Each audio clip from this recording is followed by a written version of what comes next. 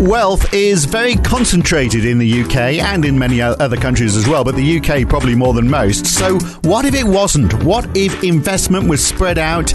If income was more equal? What if people didn't feel the need to gravitate towards London and the South East to find work? Well, COVID-19 might have kicked off a trend towards more localism, but what can we do to take it one step further? Levelling up, as Boris Johnson called it. Is there a way, without relying on the gratuities of a central government using handing out cash as political point scoring? What if there was a real rebirth of localism? That's today on the Debunking Economics podcast with Professor Steve Keen. I'm Phil Dobbie. Welcome along. Well, capital by its very nature accumulates. That's why we see London and the South East controlling so much of the UK's wealth. And to give you an idea, the GDP per head in London is about £55,000 a year. In the northeast of England, it's less than 24,000. London and the southeast account for close to 40% of the UK's GDP, but just 22% of the population. And of course, the population density in London is so much greater as well because people have moved to where the money is. 5,700 people per square kilometre. The population density of Scotland is 65 people per square kilometre. Now, there are attempts to level up the economy, but this is done through projects administered by central governments. And other countries where government control is less centralised, there's not so much dominant concentration of wealth in one part of the country. So the GDP of New York State, for example, is less than 8% of the US GDP. And remember, London and the South East, it was 40% of the UK's GDP. Even the Paris region, which is a fairly concentrated economy in France, Paris is less than a quarter of France's GDP.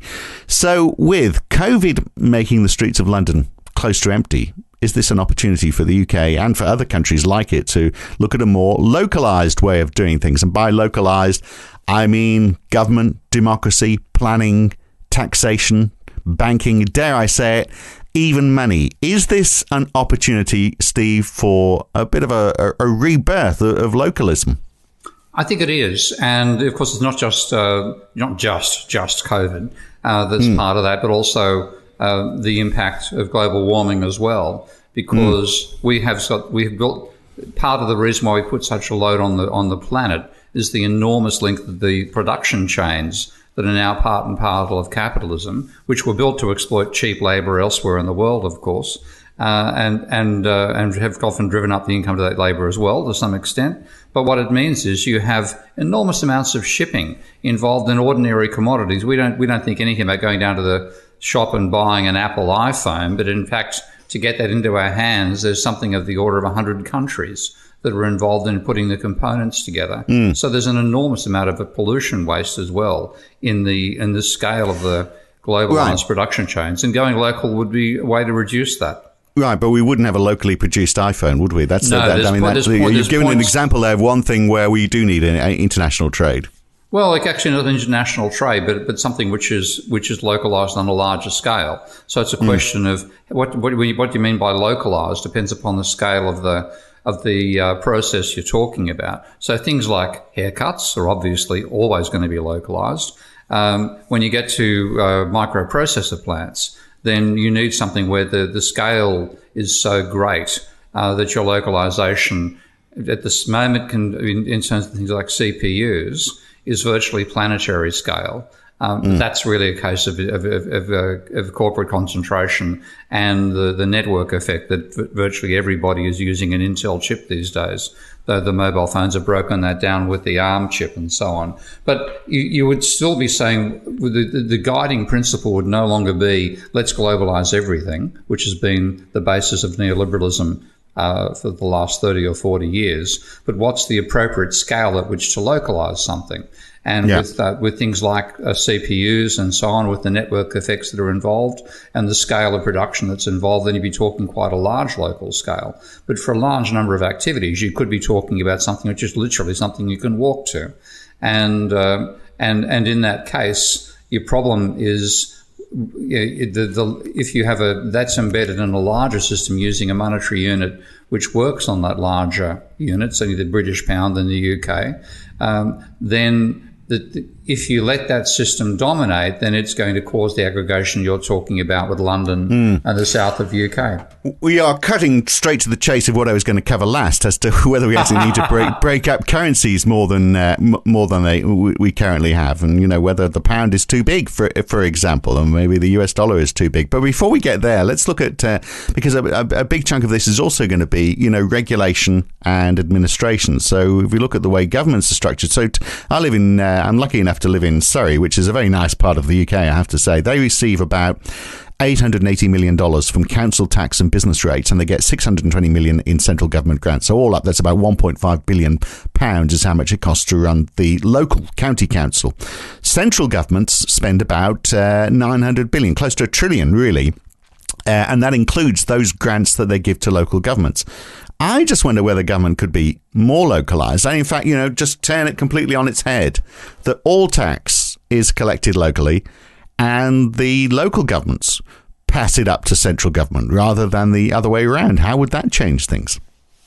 Well, I mean, lots of problems. You need pretty good administration.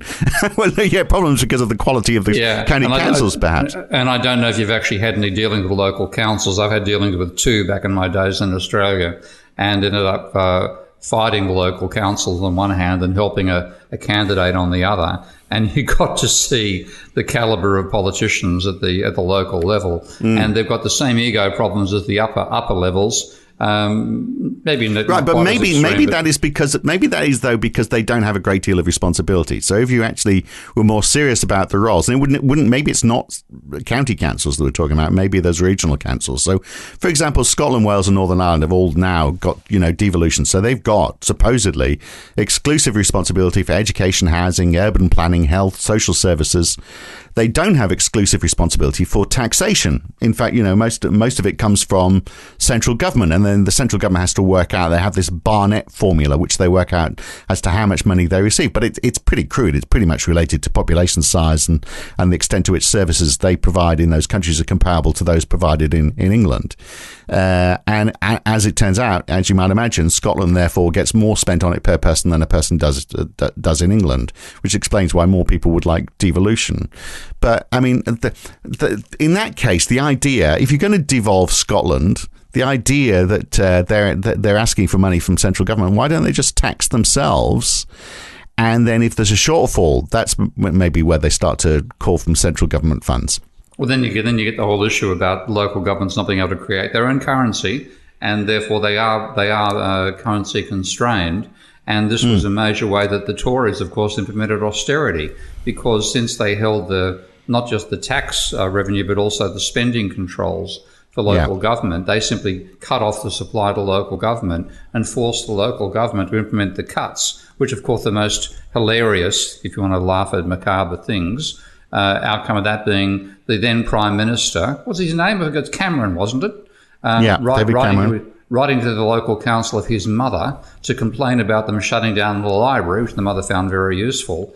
And he said, can't you cut any backroom services? And the Tory mayor writing back a 3-page letter detailing everything that had been cut so far because of Cameron's own cuts to the funding for local government, and saying, well, there is no backroom left. The only thing we can do is cut the front room. Oh, well, let's cut to the chase. I imagine in that case, if Scotland, it might be hard to do in England, but we'll look at that next. In Scotland, because that's a classic case, what if Scotland was to say, well, okay, there are some benefits for being part of a union, but we want to take this devolution further. And by the way, we want a Scottish pound again, and we want it to have a fluid exchange rate with England. That way, it might be cheaper to set up in Scotland. And they would have the ability to create their own money. This is the one essential thing that's necessary for Scottish devolution if it ever happens, because there's absolutely no point in devolving from separating from Britain, or what would you call it then? Britain, England? I suppose Britain.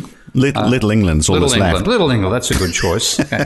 Split from Little England, but while still maintaining Little England's currency, because in that case, you'd be just as bad as joining the European Union with the euro and having no capacity to run a budget deficit, which is essential if you're going to be part of a genuine fiat currency system. You must be able to run a deficit.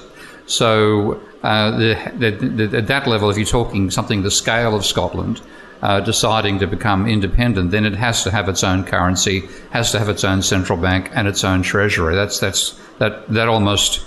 Well, it shouldn't go without saying. It has to be said, given what happened with the euro. So then Britain is really, I mean, it could stay part of a union, but it would really just be a trading bloc, wouldn't it, in that case, as a separate country running itself? You might say, well, okay, let's agree on certain standards. Like, for example, we might agree on school curricula. Well, let's have a working group to work on that. But by and large, I mean, they are a sovereign state all to themselves in that situation, aren't they? Yeah, if it actually happens. So, I mean, that level of devolution, as you and I both know the amount of politics involved there. One of the blokes we both quite like, old George Galloway, if you can do his accent, is campaigning vigorously. He is Scottish, isn't he? He is Scottish. Okay, but he's campaigning to keep Scotland. Can't you tell by I was sort of guessing, but you heard one Brit, you heard them all. Really? Well... So you can't tell the difference between Boris Johnson and George Galloway. I can indeed tell the difference, but I like stirring the pot occasionally. But yeah, so he's trying to prevent that split. But if you go down to the more local level, as you were saying, you're looking in terms of local councils and things of that nature, and you've got this the tendency for because of the monetary system and also because of the concentration of political power, you can get all of that aggregating around London, and you wanted to prevent it. If you're just using the domestic currency, you're likely, and particularly when that domestic currency be controlled by the banking sector rather than controlled by the government itself, because the government can decide to spend into what are otherwise depressed regions, make a political decision to do that. But if the banking sector is making that decision, they're going to go where the money is. And of course, if you've got a housing bubble in London, where are they going to provide mortgages but London, which will drive the housing bubble? And you got a runaway amplifying feedback effect that makes it even more extreme. Which, of course, is what's happening. So we'll look at that and whether there's a case for more regional banking in the UK. Also, what would happen with more powers being devolved in Scotland as well, including perhaps a local currency. And on currencies, we'll look at the Worgl experiment in Austria during the Great Depression as well. You can hear all of that in the full version of this podcast. To hear that, you need to become a subscriber at debunkingeconomics.com or become a supporter of Steve Keen on Patreon at patreon.com/Prof Steve Keen. We'll see you here again for the next edition of the Debunking Economics podcast. He's Steve Keen. I'm Phil Dobbie. Catch you next time.